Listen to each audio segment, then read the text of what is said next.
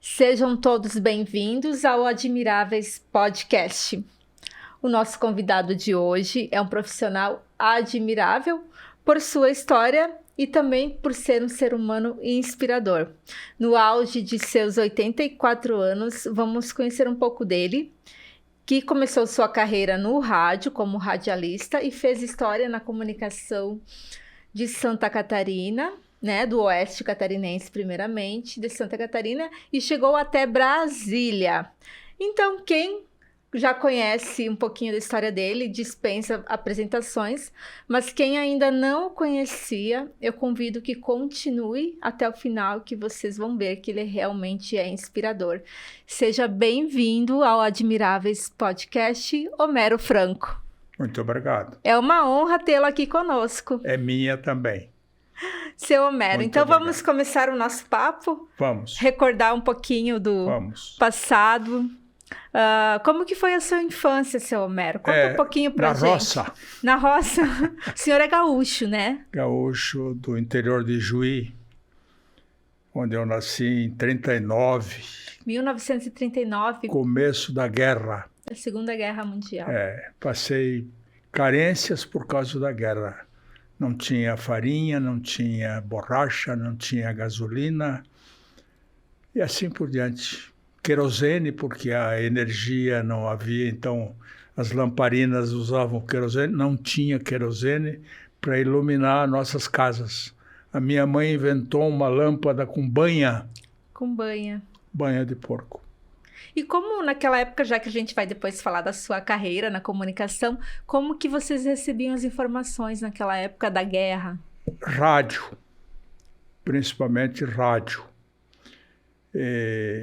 Voz do Brasil, algum noticiário da noite, né? Tupi, do Rio, era uma emissora que entrava muito bem. Bandeirante de São Paulo... A Porto Alegre também, eu não me lembro qual é das emissoras, se era a Farroupilha mais antiga, mas a gente também escutava por ali. E era esse o canal.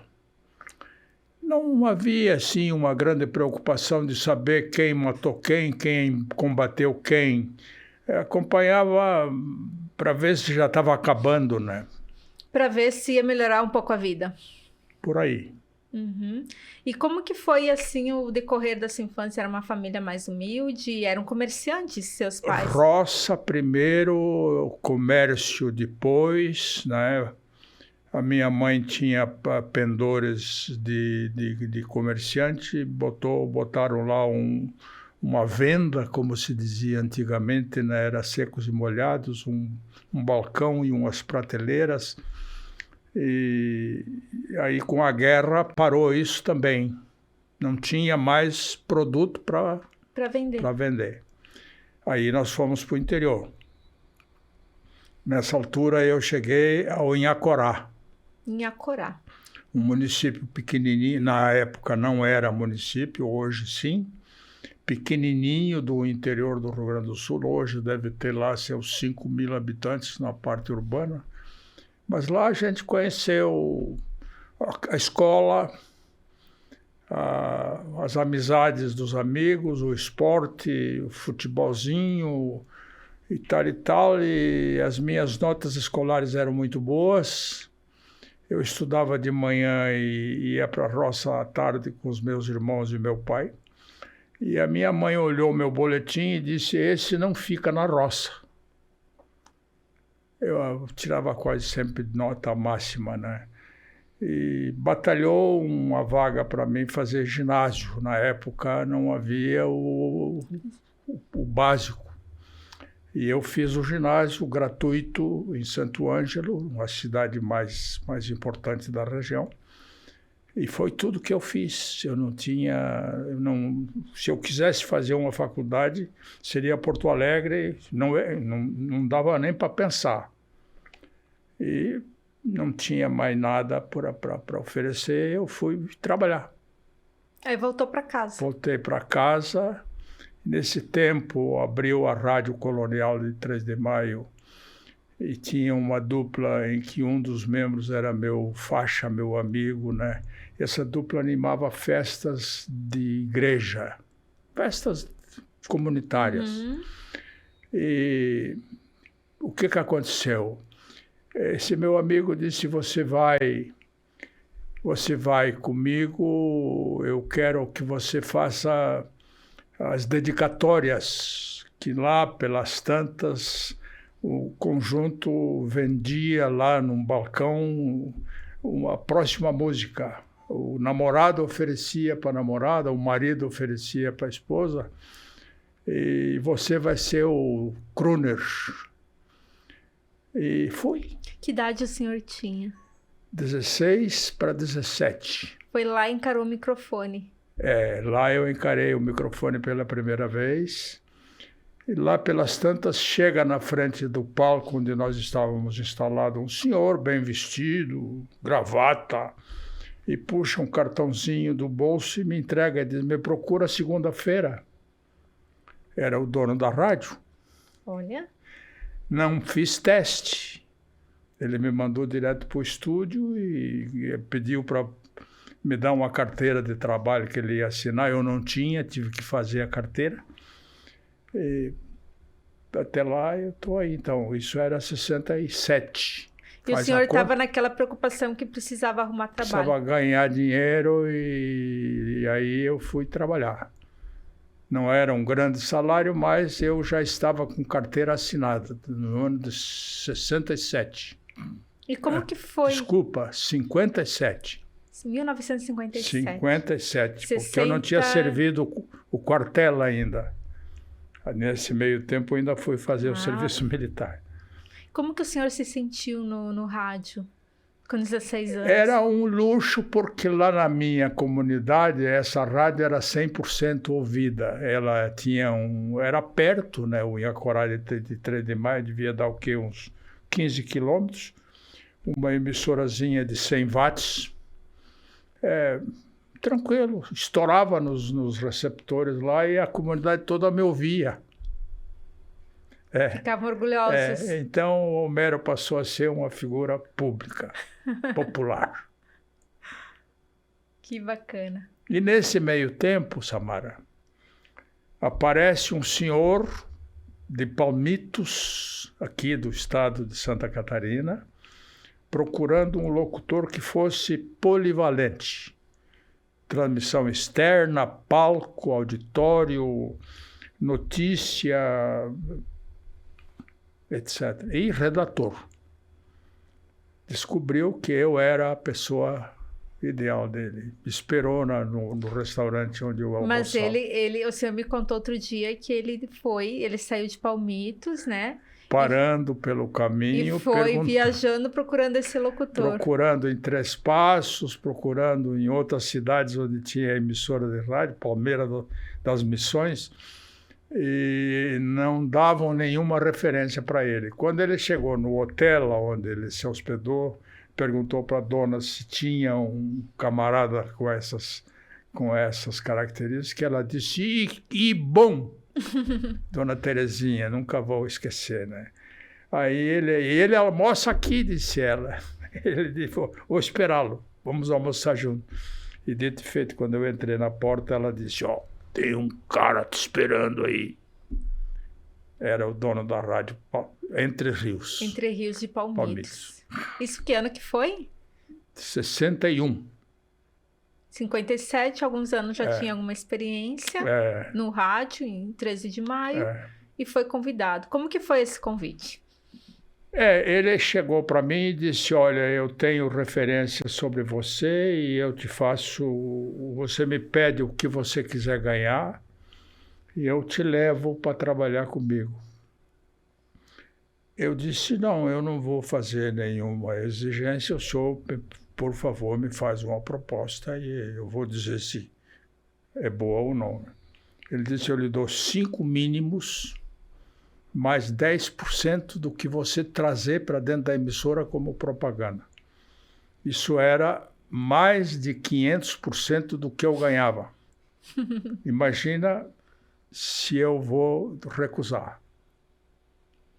E o senhor estava comprometido na época? Estava. Eu já era namorado firme de uma moça, que foi minha esposa. Eu vim a Palmitos, conheci a cidade, já deixei uma casa alugada e voltei para me casar. Dos dias do proclamas do edital foi o que eu fiquei em 3 de maio, esperando para subir no altar e me mudar no domingo posterior ao casamento, que foi no sábado. A gente viajou para Palmitos. Que idade o senhor tinha? 22. 22 anos. Casado e... Casando com 22, sendo pai com 24, e assim. E como que foi esse começo em Palmitos? Demais para meu gosto, sabe? Porque era outra coisa, uma rádio pequena, nova, 100% de audiência, e eu popularíssimo porque eu fazia também algumas críticas, alguns comentários a respeito das necessidades da cidade, e isso levantou um novo modelo de audição de rádio, né? O rádio não era a caixinha de barulho que ela é hoje. Uhum. A rádio era noticiário, transmissão da missa, horários de língua estrangeira, porque tinha muito alemão e italiano na região, né? 7 meses depois, eu sou eleito vereador mais votado. De Palmitos. Palmitos. Com 7 meses na cidade. Com 7 meses de residência na vila. Vila porque era 2.000 habitantes, 3.000 habitantes.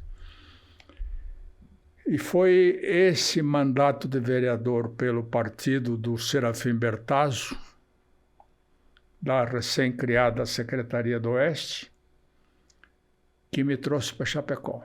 Como que foi essa? Ele foi visitar o município e conversa vai, conversa vem com os membros da Câmara de Vereador, prefeito e lideranças. Ele soube que eu tinha criado um jornalzinho, um semanário, chamado Folha do Oeste.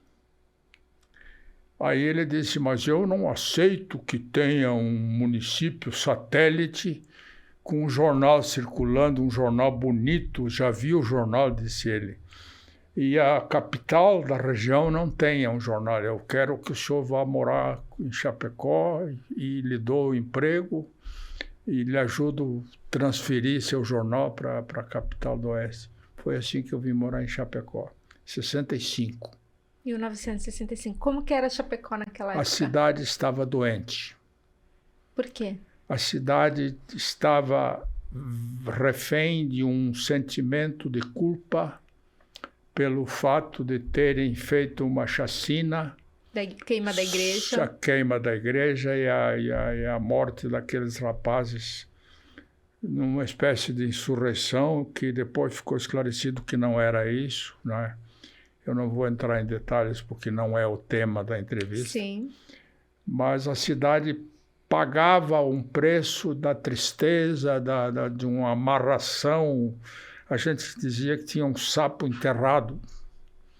É uma história antiga de que quando uma coisa não dava certo é porque tinham amarrado as pernas do sapo e tinham enterrado o sapo num determinado lugar. Sim. Aí.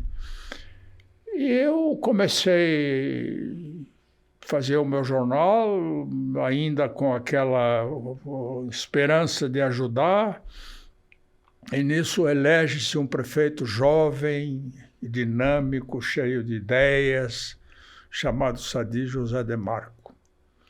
E esse rapaz chamou, era no ano de 66, no ano seguinte a cidade faria 50 anos, ele chamou Câmara de Vereador, Lions, Rotary, autoridades e tal, e disse, eu quero que vocês me ajudem a fazer uma festa para os 50 anos da cidade. E aí estava presente o Francisco Norberto Bonner, fundador da Rádio Chapecó. Fundador da Rádio Chapecó, pai do Zeca, pai dessa turma toda que está por aí, né? Meus amigos,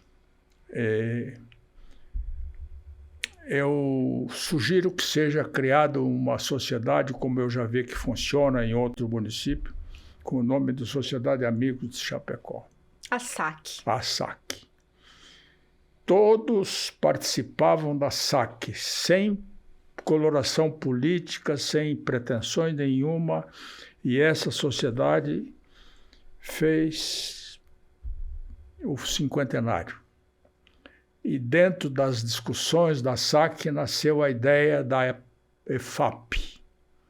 E dentro da SAC partiram as campanhas pela Ponte do Goiôem, asfaltamento da 282, criação de uma universidade e muito mais que eu nem estou lembrando aqui, mas participando comigo através do meu jornal. O senhor, na época, tinha o jornal e estava na Secretaria do Oeste. Isso, fazia as duas Era assessor de imprensa. Eram meus dois trabalhos. Eu tinha uma equipe que me ajudava a fazer o jornal. Eu era mais diretor, escrevendo pouco, mais o editorial e tal, por aí, né? E assim foi que a festa do cinquentenário e a EFAP acordou essa cidade. Essa cidade ergueu-se das cinzas, da tristeza, da culpa, do remorso. Ela se ergueu e está aí agora com muito mais de 215 mil habitantes. Esse número, essa semana, me disseram que é falho. O IBGE não fez o que tinha que fazer, deixou para trás uma série de números, mas levantou 215 mil. E é mais. E é maior que isso. E tem tudo para ser a maior cidade do estado daqui a pouquinho. Com certeza. E o senhor, então, estava na SAC e ali... O senhor também teve uma passagem pelo cooperativismo. Conta como que foi essa história. Aí foi depois. Eu já tinha vendido o jornal, eu já tinha saído da Secretaria do Oeste para poder atender demandas da minha profissão de jornalista como empresário. Então, ali o senhor tinha o jornal, vendeu o Folha do Oeste. Vendi o Folha do Oeste e passei a ser gerente do O Estado. O Estado. Um jornal que circulou na capital até os anos 75, 80. Aí ele fechou e tudo bem, né? Mas nesse tempo em que eu estou com a sucursal do O Estado, eu fui procurado pela diretoria da Alfa, da Cooper Alfa. Antes de a gente entrar nessa etapa da história, vamos relembrar um pouquinho do Estado, como que foi essa história? O Estado era um jornal que não circulava aqui na região por falta de alguém que tomasse conta, né? Quando eles me procuraram perguntando se eu poderia ser o gerente, eu disse, se vocês me derem as condições que eu prefiro, que eu preciso, eu faço do Estado o que eu fiz com a Folha do Oeste. Eu tinha 5.000 assinaturas de Joaçaba a Dionísio Cerqueira. E foi o que eu fiz com o Jornal do Estado. Passamos de 5.000 assinantes.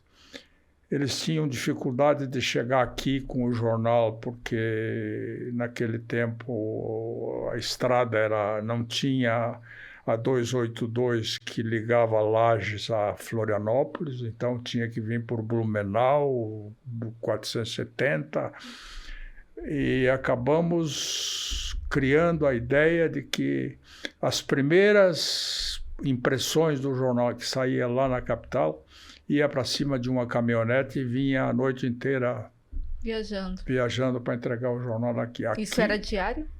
Diário. Só não circulava na segunda-feira. Era uma epopeia. Era uma epopeia.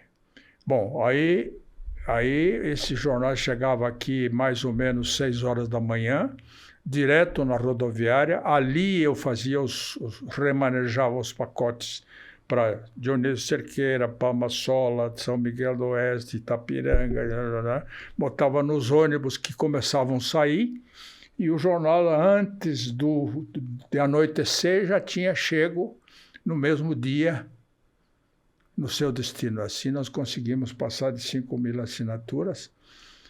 Foi um sucesso. Depois que eu saí da sucursal, eles...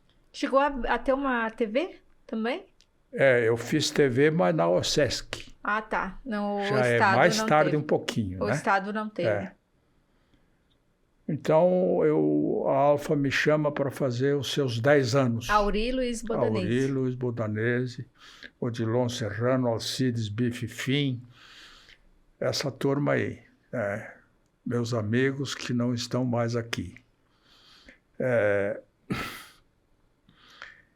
Eu ajudei a fazer essa festa, nós fizemos um almoço para 3.000 pessoas embaixo de árvores, na Colônia Sela. Isso foi em 69? Em 77. 77. E a Alfa também fez um exercício de futuro, né? Quando eu prestei contas da festa e peguei os cheques para ir pagar as contas que eu tinha comprometido, o Auri me disse, mas tu não vai embora, eu quero que você sente naquela cadeira ali e seja o comunicador nosso. Eles não tinham, tinha 10 anos a cooperativa. Um salário muito bom, foi ótimo. E aí nós sentamos para planejar a Alfa. A Alfa Futura. Tinha 5.100 associados e precisava de um empurrão, né?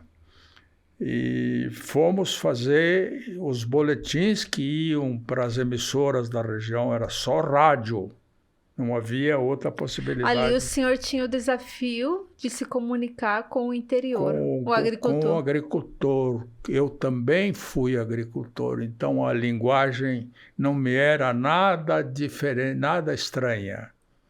Eu sabia lidar com o caboclo, com o alemão, com o italiano, com o polonês, enfim, né? E no final da minha passagem pela Alfa, nós tínhamos mais de 12.000 associados, mais que o dobro da cota, né? E a Alfa deslanchou, foi longe, está aí, hoje é entre as 8 maiores cooperativas do Brasil. Mas quais eram os desafios naquela época de como se comunicar com o agricultor? Havia uma questão política envolvendo a direção da cooperativa, o que é altamente nocivo. Não pode entrar política no panorama de uma administração empresarial desse porte, onde a sociedade é a dona da empresa, né? E havia um movimento para tirar o Auri, porque ele era do PDS, o Partido da Revolução, né? E a gente manejou isso aí de uma maneira que o associado assumiu a cooperativa como sua, o que até então nem era muito assim, e elegeram líderes nas comunidades daí do interior, e esses líderes vinham para o debate. E desses debates nasceu a ideia de compor uma diretoria com líderes agricultores. Foi assim que o Romeu Betti chegou a presidente. Ele saiu de Planalto Alegre, um agricultor melhorado, não era um colono, como a gente chamava de maneira pejorativa, né? Não era um atrapalhado. E aí, na sucessão aí de Auri, Mário Lansdaster, ele acabou sentando na cadeira. E ele assumiu a liderança lá naquela época da formação de lideranças. Ele foi líder da primeira safra, dos primeiros líderes, e veio para o Conselho de Administração. No conselho de administração, ele mostrou suas qualidades. Então, quando ele me encontra e me diz assim, meu criador aí, eu digo, não, Pete, é teu talento que chegou onde chegou. Eu fui apenas o cara que tirou a cédulazinha de dentro da urna com teu nome. O agricultor da tua cidadezinha, do teu interior lá de Planalto Alegre, é que votou em você.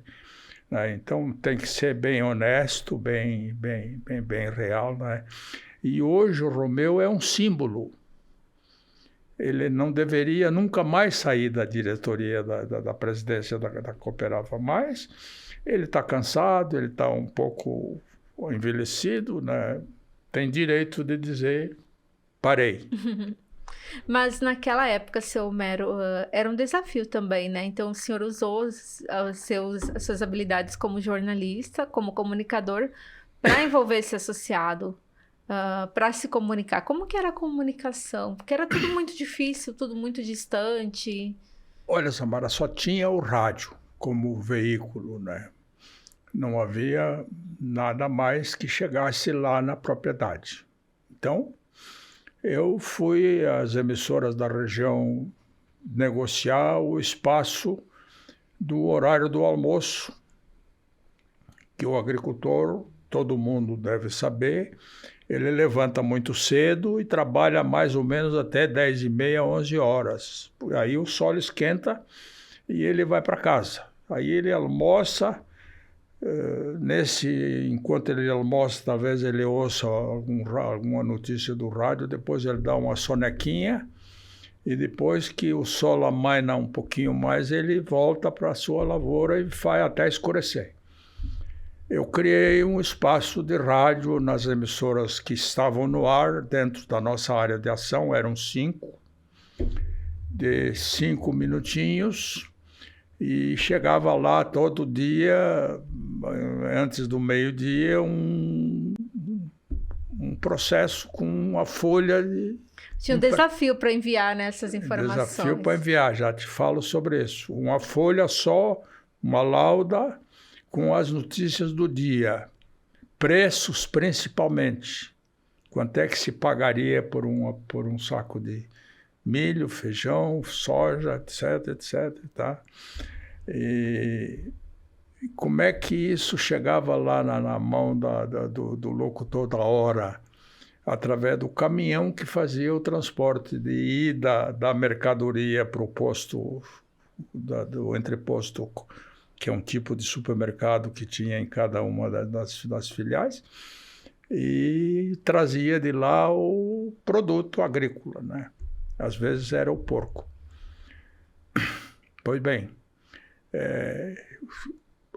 infalivelmente as emissoras recebiam aí pelas 10 horas, 9 horas da manhã, máximo 11 e pouco, um envelope contando com a boa vontade do locutor da hora para dizer: alô, associados da Cooperalfa, né? E aí nós inundávamos essa região com a informação da cooperativa, chamando inclusive para as reuniões presenciais. Nós íamos de carro por esse interior medonho, sem 1 metro de asfalto, fazer a reunião depois de convidar. Enchíamos o salão da comunidade, 100 pessoas, dos 120, normalmente. As esposas eram convidadas, levavam as crianças, porque às vezes não tinha com quem deixar, né? E aí a gente tinha que fazer a reunião de vez em quando, dizer: ô, pequenininho, para um pouquinho aí com o barulho, para a gente poder falar.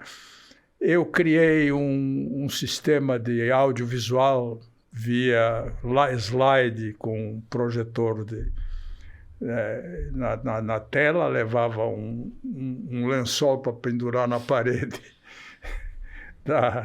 do salão, os pregos, o martelo, tudo isso ia comigo, né? Um motor para gerar energia, porque existiam comunidades que não tinham energia elétrica. Esse motor tinha um cabo assim de uns 150 metros para ficar bem longe, para não fazer barulho.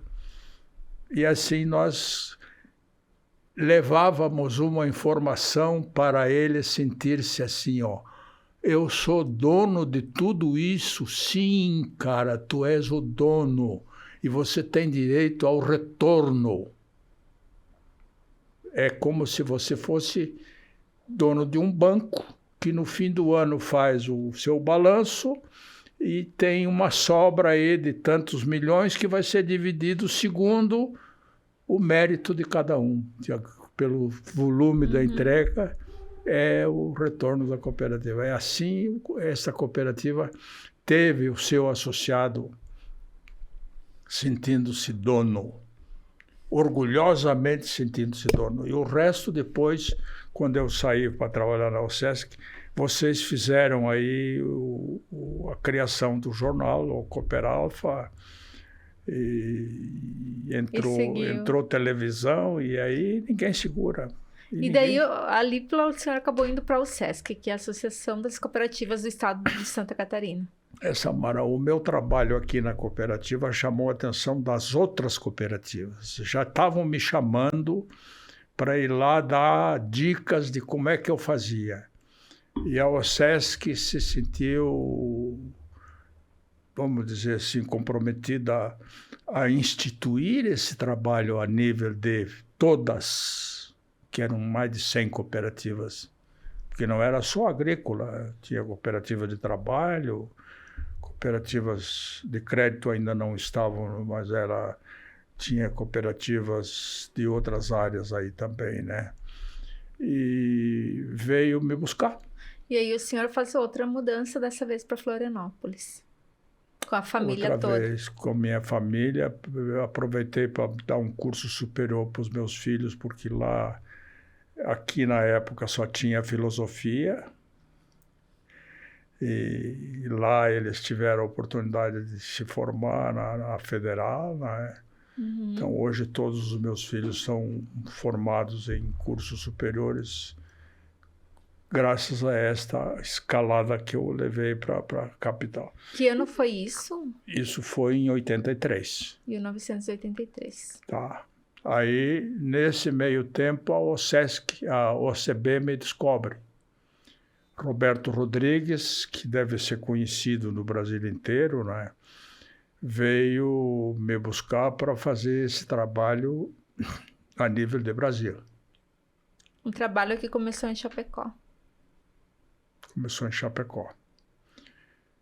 E acabei fazendo um pouco desse trabalho, mas não fiquei lá porque não conseguia levar minha família para Brasília. Brasília é uma pandemia, é uma loucura, é um pandemônio, né? Custo de vida muito caro, a OCB não tinha uma política de boa remuneração, e eu acabei pedindo as contas e voltei. Foi quando eu entrei na EPAGRE. Na EPAGRE. Fiz 12 anos de EPAGRE como editor da revista Agropecuária Catarinense. Aí eu me aposentei. E aí, daí para frente, eu não tenho mais nenhuma ligação com empresa. Passei a ser um comunicador freelancer e um palestrante. O senhor estava me contando uma história, né, de que o senhor estava indo para um evento do CTG. Conta um pouquinho essa história para a gente. Pois quando eu estava na EPAGRE, nós saímos de ônibus de uma viagem em direção acho que era para Chapecó. 20 e poucos profissionais da EPAGRE dentro de um ônibus, ou tocando uma vaneira lá no sistema de som. E o Alceu Pigossi, que passou por Concórdia, hoje não está mais entre nós, chega para mim e disse: eu tinha um programa de rádio lá na capital chamado Raízes Nativas. Só tocava gaúcho, mas a fina flor da música nativista. é um pouquinho diferente daquela escrachada do gaúcho valente, né? Ele disse, eu estou trazendo um curso de danças gauchescas, para nós aprender a dançar vaneira, shot, chamamé. E tu quer participar? Quero, claro. Então, fomos ser aluno do curso de danças lá num clube da Astel, a Associação dos Funcionários da Telesc. Hoje não é mais Telesc, hoje nem é Oi mais, a Oi já acabou também, né? No final desse curso, nós achávamos que não dava para ficar sabendo dançar sem ter onde dançar. Vamos fundar uma entidade? Vamos fundar uma entidade. Fundamos uma entidade chamada Grupo de Arte e Cultura Ilha Chucra. Eu saí patrão, fiquei 4 anos no comando e está lá, uma entidade belíssima, com mais de 25 anos de criação, levando prêmios por aí, em festivais, em rodeios, por aí. Bacana. Mas nesse tempo o senhor conheceu uma outra entidade também que foi membro dela. Você quer que eu fale um pouquinho do Núcleo Espírita Nosso Lar, né? Eu, por participar de CTGs e por ter uma leitura aberta, budismo, outras correntes, aí, inclusive o kardecismo, eu estou indo para uma festa de CTG e deu um engarrafamento enorme, todo mundo parou para até esgotar para poder chegar. Eu paro bem na frente de uma entidade chamada Núcleo Espírita Nosso Lar, comunidade científica, filosófica e religiosa. Eu pensei, mas é isso que eu estou buscando. Alguma coisa que misture ciência, filosofia e religião. Na segunda-feira eu fui bater na porta lá dessa entidade. Quero me misturar. E assim foi que eu fiquei 25 anos atuando nessa entidade. Inclusive como palestrante, eu tenho mais de 1000 palestras feitas nessa casa, né? E aí o senhor teve que estudar novamente. Hein? O senhor precisou estudar. Precisei me aprofundar, a casa me ajudou muito, não é? E abriu-se um horizonte imenso para a gente, né? Porque a casa não é uma casa fechada em cima do kardecismo puro, né? Ela admite a ciência, a filosofia, mais ou menos que a gente tem aí os principais parâmetros. E do ponto de vista religioso, entra xamanismo, entra umbanda, né? Entra o catolicismo, entra outras religiões orientais. Por exemplo, o hinduísmo, nos últimos 12, 15 anos, o hinduísmo permeava nossas palestras lá. Porque... E como que essa experiência... O que essa experiência transformou no Homero? Era já um homem experiente. Me fez um camarada aberto para a fé. Eu não vou brigar com ninguém que me diz que é candomblé ou que é ateu ou qualquer coisa, porque eu compreendo que cada um tem o seu tempo, cada um tem o seu tranco, né? E eu não estou na frente de ninguém, eu tenho uma abertura. Um dos últimos livros que eu li foi o Espiritualidade Integral, do Kennedy, Kennedy, né? muito bom, não é o político, né? O Kennedy é o nome dele, né?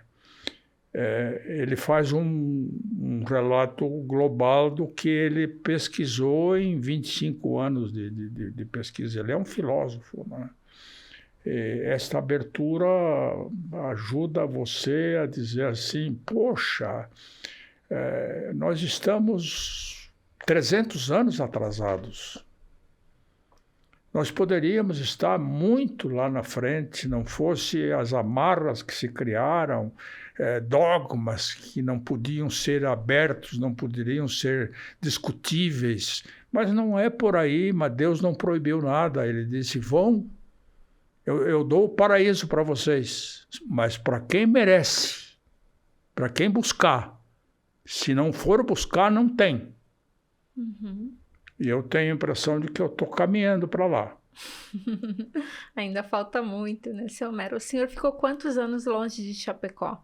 O senhor acabou retornando recentemente. 39. 39 anos longe. E o senhor retornou recentemente para morar no Oeste. Eu vim o ano passado, aliás, 2022.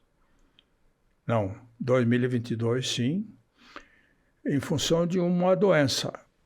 A minha esposa caiu gravemente doente e nós ficamos sozinhos lá na capital, precisando de muita coisa em clínicas, hospitais, e corre daqui, corre dali. E a minha filha chega lá e diz assim, a minha enteada, né? Chega lá e diz, vocês vão morar com nós lá em Chapecó.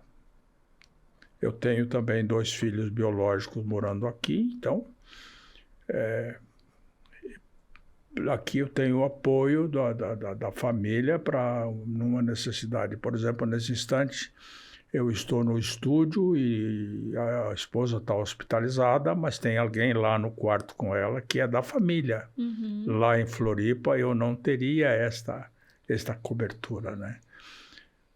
E 39 anos longe de Chapecó.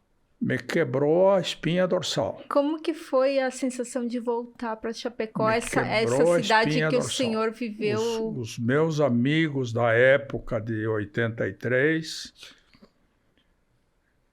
dá para contar nos dedos da mão, os que estão aí por aí ainda caminhando, né?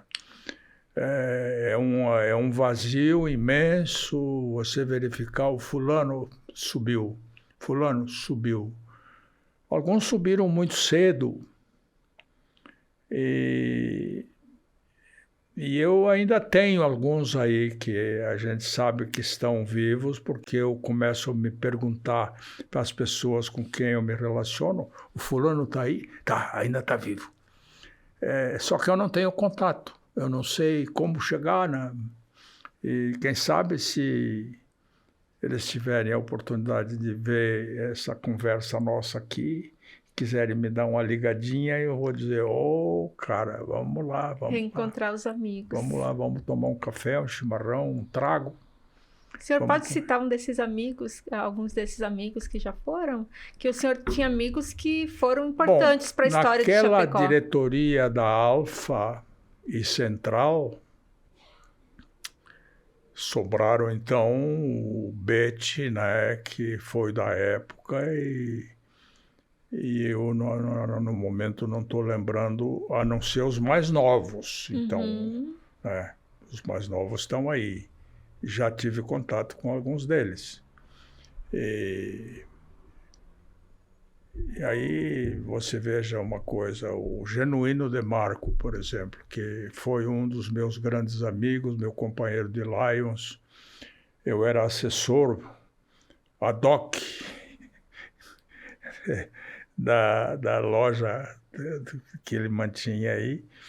E depois que eu cheguei, ele faleceu. Então eu encontro com a família dele aí e a gente chora junto, né, a lembrança do companheiro.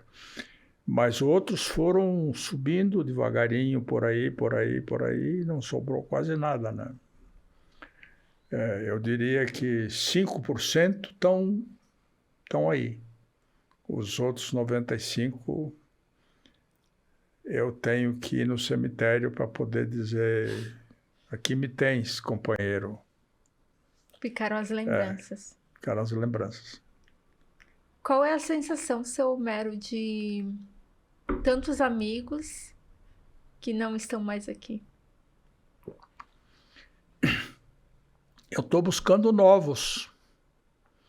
Estou tentando substituir. É difícil para um oitentão fazer relações com alguém muito mais jovem, né? Mas ainda tem uns sessentões, uns setentões, que a gente consegue. Tenho colegas da EPAGRE que ainda estão por aí, né? Mas muitos também já estão lá em cima. Uhum. E o senhor perdeu também um grande amigo no acidente lá? Esta é uma Conta essa história história. dolorida que a gente tem na ficha pessoal, né? Na época do ano 73, o jornal que eu dirigia estava no porão da Rádio Chapecó, a Folha do Oeste, e o Francisco Norberto Bonner era um grande companheiro, confidente, amigo, e gostava de viajar. Cada vez que eu ia a Porto Alegre era onde a gente se abastecia com um monte de coisas que eu precisava para o jornal, ele queria ir junto. E naquele mês de março de 73, eu saí apressado, enchi o tanque de gasolina e atravessei a barca do Rio Uruguai. Eu acho que não tinha ponte ainda. Não, tinha ponte já. E fui a Porto Alegre resolver umas questões e ele ficou sabendo que eu tinha viajado. Ficou chateado, pegou um ônibus e foi atrás. Eu estou lá no hotel onde a gente se hospedava, ele bate na porta. Eu vim. Tá, então tá. Então fizemos mais alguma coisa lá e à noitinha a gente saiu de volta para cá. Era um tempo de seca, estiagem, 90 dias sem chuva e as estradas de chão de Carazinho para cá não tinha asfalto. A gente vinha em determinadas horas olhando o barranco para saber que estava na estrada. E era mais ou menos isso que eu estava fazendo por causa da poeira levantada. E numa dessas eu vi duas luzes vindo na nossa direção. Foi um pum e apagou tudo. Acordei no hospital. E quando eu acordei, o médico chegou para mim e disse: esse senhor que estava contigo é seu amigo, é seu parente? Eu digo: é meu amigo, é como parente. Sinto muito lhe avisar que ele partiu. O Francisco Norberto Bonner estava dormindo na hora em que aconteceu o acidente. Ele voou pelo para-brisa do Fusca e bateu com a cabeça no para-choque do carro contrário, que era uma C10. E isto foi a causa da morte dele, uma pancada violenta no crânio. Um homem jovem, eu acho que tinha 60 e poucos anos, era cotado para ser prefeito, falava-se no nome dele como sendo um possível candidato no momento em que Chapecó estava para cima, né? E foi. Infelizmente foi. Qual que foi nessa história, né? 84 anos, muitas realizações, muitas entidades. Qual que foi o momento mais desafiador da sua vida? São muitos, né, Samara? Eu acho que Veja bem, um matuto lá do interior de Juí, a cidadezinha de Bozano, não era município quando eu nasci, era distrito, e eu não estava na sede do distrito, eu estava no interior de Bozano, aonde, na época em que eu nasci, que faz aí o que equivale hoje ao oitavo grau, Oitava série? O básico, oitava série, que tem que aprender a fazer jornalismo no dia a dia, no batente, tentando observar, tentando perguntar, tentando ver como é que se fazia uma notícia. E aí eu faço um comentário agora, uma crítica, uma decepção. O jornalismo que está se fazendo hoje é um engodo.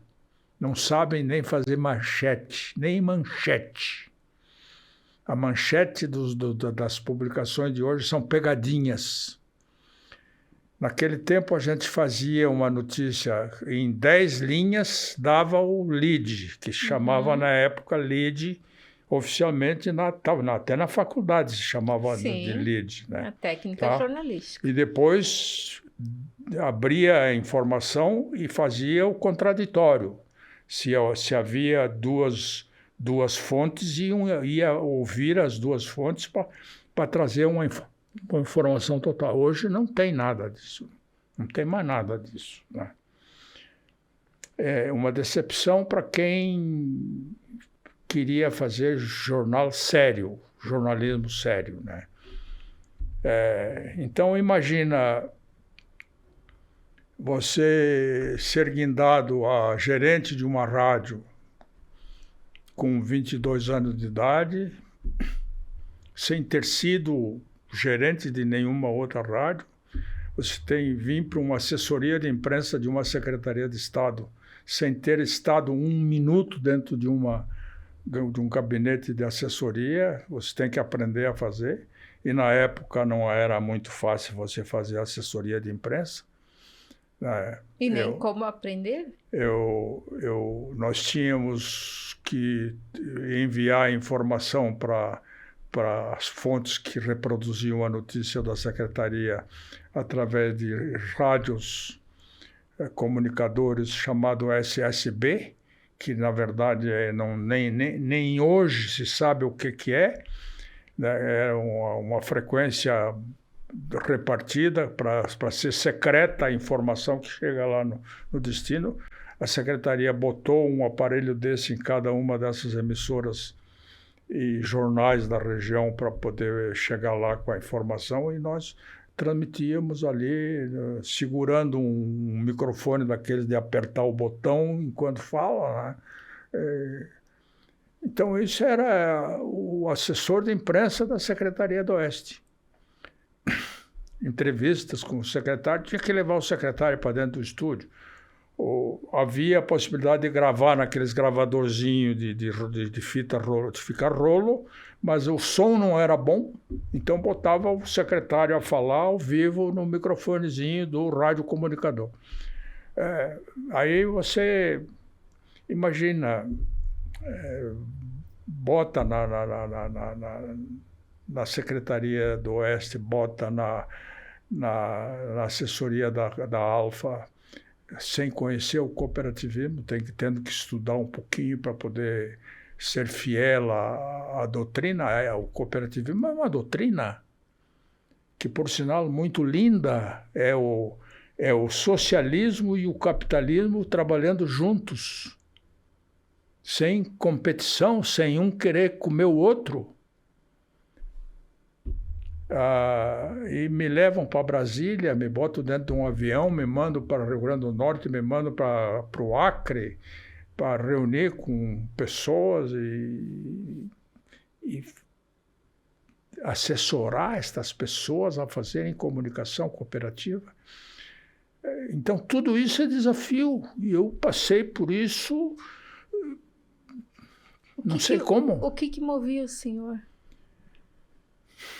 Eu acho que tinha uma coisa espiritual aí. Agora eu estou falando alguma coisa que muita gente talvez não capte, né? Você tem um mentor que te orienta, que nós poderíamos chamar de anjo de guarda, não é? E se eu tinha uma missão que hoje eu me redesenho e acho que sou um educador, eu não fui um jornalista, eu não fui um empresário, eu fui um educador, eu eduquei para N coisas, né? Inclusive para a alma.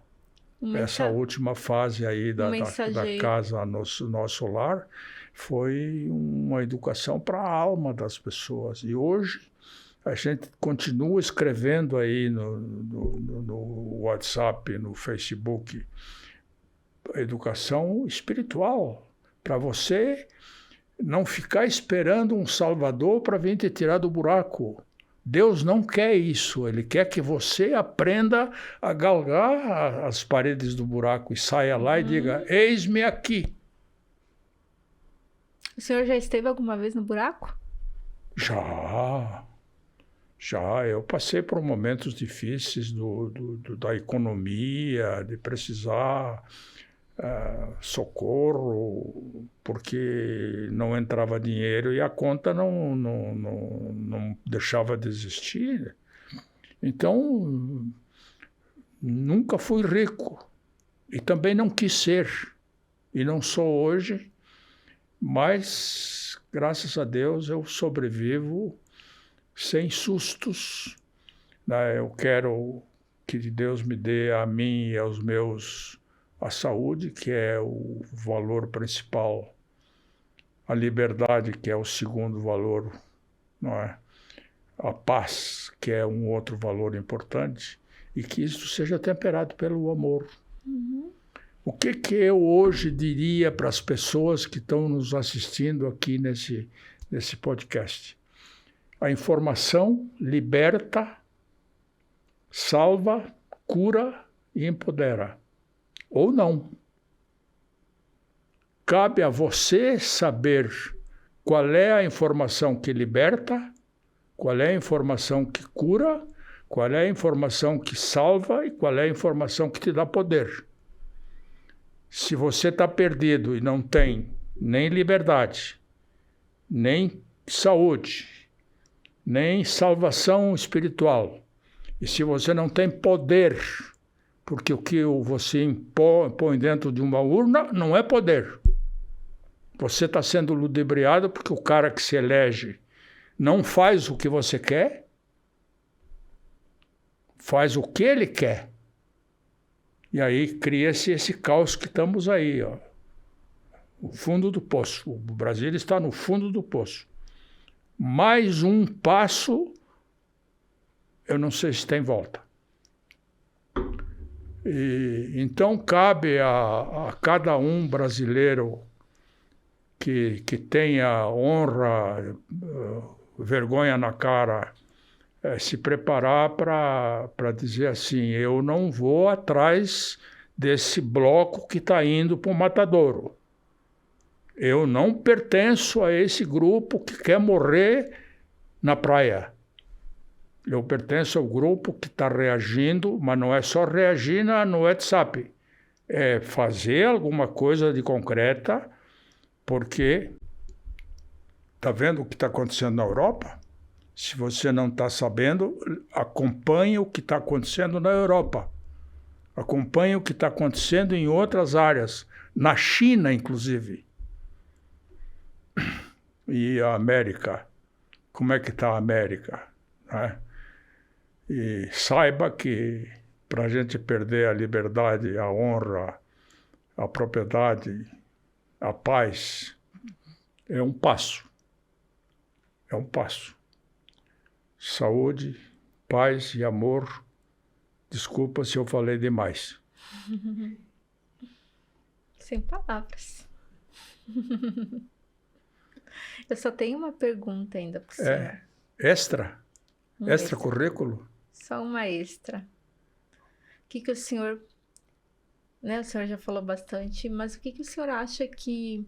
O senhor viveu numa época que o senhor comentou lá a criação da SAC, que fez muita diferença para Chapecó, né? e que construiu a Chapecó que a gente tem hoje, essa cidade que dá orgulho para os chapecoenses, vamos falar assim, né?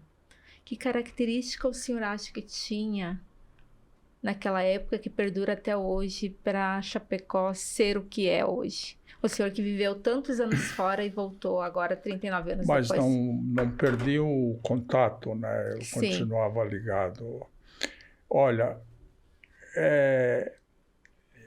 vai parecer um pouquinho bairrista, mas eu tenho certeza do que eu estou falando. Aquele gaúcho que saiu de Caxias, Antônio Prado, Garibaldi, Bento Gonçalves, o fundamental daqui foi o italiano. O migrante. O migrante, o imigrante. Fora do país, o migrante. Descendente do imigrante italiano. Uhum. Por quê? Porque o Bertazzo era de lá e ele vendia as terras dele lá onde ele era conhecido. E aí era os italianada. Não quer diminuir nenhuma outra etnia, porque em algumas regiões onde foi o alemão, aconteceu a mesma coisa parecida com aqui, né? E assim com outras etnias aí. Mas aquele cara que saiu de lá, da Serra Gaúcha, ele sabia que ele ia atravessar o Rio Uruguai sem volta. De mesma maneira do imigrante que saiu da Europa e de outras áreas do mundo para vir para a América. Não tinha retorno. Excepcionalmente, um ou outro voltou. Mas a maioria era ir ou ir. Vencer ou vencer. E é esse o espírito da coisa que está aí, né? Esse pessoal se atracou no trabalho, na poupança, não era muito de gastar dinheiro, porque aprendeu a fazer economia, e esse cara levou uns tropeços aí. A gente sabe que a cidade teve algumas empresas que não foram bem, né? Mas até a Sadia estrumbicou, né? Acabou se transformando na BRF por N coisas. É o caso da Frigorífico Chapecó, é o caso do Marafon, ali, onde a Aurora começou, né? Mas eu acho que foi por falta de expertise, né? Não eram empreendedores corajosos, mas não eram sábios, né? Isso segurou a peteca.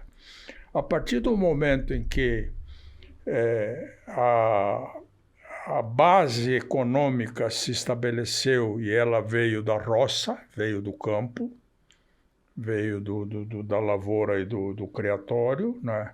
Esse dinheiro começou a circular por aqui e é o que está mantendo a cidade inteira. Hoje tem mais de 80 municípios investindo aqui. Não é outro investimento, o maior, o mais importante é imóvel. Eu converso com alguns amigos que eu tenho aí que são corretores, né? Eles compram na planta um apartamento de 300, 400 mil reais e vendem algum tempo depois por 1 milhão. Qual é o outro investimento que tem essa rentabilidade? E esse cara pega esse lucro e reinveste. Ele não vai para a Europa ou para outro lugar do mundo levar o seu dinheiro e nem aplica nas offshore. Ele fica por aqui, porque aqui ele sabe que o fulano de tal lá que vendeu o imóvel para ele é sério, tem um bigode para honrar, né? Então a coisa está por aí. Qualquer porta que você abra é negócio. Qualquer pastelaria que você abra é negócio. Muito bem. É isso aí. O espírito E eu empreendedor. queria falar uma coisa para vocês que nós não falamos. Claro, à vontade. Eu não lembrei de falar, mas me é muito grato em dar esta informação para vocês. Em 73, no mesmo ano do falecimento do Bonner, a prefeitura abriu um concurso para criar o brasão. Brasão da cidade. Brasão da cidade. Eu estou com o meu jornal ali na Fernando Machado, no pavilhão, e tenho comigo um excelente desenhista, chamado Lauro Santana. Aí, quando eu vi, o edital foi publicado no meu jornal. Quando eu vi aquele edital ali, criando concurso para a criação do brasão da cidade, o prêmio era merreca, R$300, R$500, sei lá. Mas naquele tempo esse número era cruzeiro novo, cruzado, sei lá. Era um valorzinho equivalente talvez a 1.500 hoje. Eu disse, Lauro, se eu produzir o desenho falado, você bota no papel? Claro! Aí, tá bom, então deixa eu ir para casa. Chapecó, que ele dá o nome é um rio. Eu tenho que fazer um rio atravessando o desenho. E esse desenho começou lá atrás com pinheiro, porque aqui era uma campina, né? Aqui era chamada Campina do Gregório, e se você levantar num balão ou der uma volta de helicóptero, você vai ver que é um negócio aí que talvez tenha 5 quilômetros de raio, de diâmetro, e fora desse redondo aí é despenhadeiro. É Cordilheira para lá, é o Rio Irani para lá, é o Uruguai para lá, é a Cordilheira Alta, que agora é município, e já é Pirambeira. Então, isto aí, eu não sei quem deu o nome de Campina do Gregório. Talvez tivesse um Gregório morando aí. Então, o Pinheiro, estava o Pinheiro. Bota o Pinheiro num primeiro quadrante. Bota o imigrante chegando no segundo quadrante. Bota o terceiro quadrante com a indústria e bota um quarto quadrante com o futuro. E bota isso no papel, poeticamente, que nesse tempo eu era poeta e não sabia, né? E o Lauro pega e começa a desenhar, desenhou, fez a primeira versão, eu dei uns palpites, ele deu uma melhorada, fomos estudar a heráldica para saber quantas fortalezas vai em cima, eram 4, e eu chego lá na prefeitura e me candidato. Uma semana depois, o Altair Wagner, que era prefeito, me liga e diz, Homero, vem buscar o teu prêmio que você ganhou. Quem escolheu as cores verde e branca do brasão fui eu. Consequentemente, eu escolhi a camiseta da Chapecoense. E a bandeira do município? E a bandeira, claro, a bandeira, por consequência, a camiseta do meu time, do meu coração, que eu ajudei a fundar. Outra história que nós não contamos. Mas não precisa contar.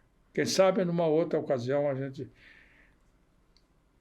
faz outra coisa aí, né? E por que o verde e o branco? Né? O verde e o branco em função da... O verde é porque era o pinheiro, a natureza e tal. E o branco tinha que contracenar, né? Eu botei uma listinha azul, que é a água do rio Chapecó. Esta é uma vitória muito querida para mim, porque de vez em quando passa um carro por mim assim, eu vejo o meu brasão na porta, e digo, aquilo lá é meu, Saiu fui eu que criei, Que legal.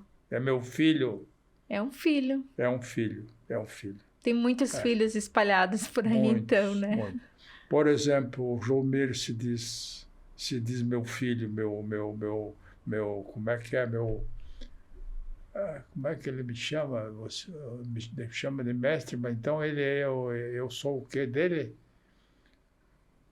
O mestre? Ele é meu o quê? Ai, agora eu não. Tudo bem. Muito bom. Então tá, nós... Mas não é só, né? Tem outros aí que estão... O Hernani Edson, ali da Rádio Pinhalzinho, diz que eu também sou chefe, sou mestre dele. O Marco Bedin diz que eu também sou mestre dele. E aí vai. Muito Um monte bom. de gente por aí, né? Então tá, seu Homero, eu gostaria de agradecer muito a sua presença. Foi uma honra tê-lo aqui. É minha também. Então, esse foi o terceiro episódio do Admiráveis Podcast, com muita história, muita inspiração do seu Homero Franco.